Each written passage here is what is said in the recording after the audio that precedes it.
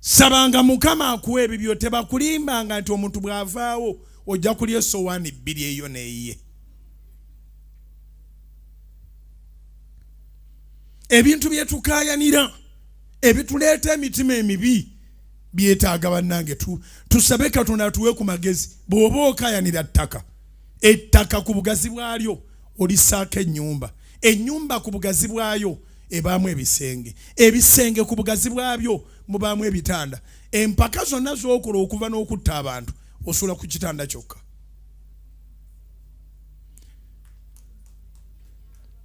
Awo wolaba osula ekiro kyekyobugaga kyolina. Ate era kye bajja okupimirako ne bw'oliba n'emmayiro z'ettaka mmeka bajja kupima akafo akenkana n'ekitanda bakugalamizaawo bongereko ettaka tovaayo. Ngambira neiba nti bamwikaikamu.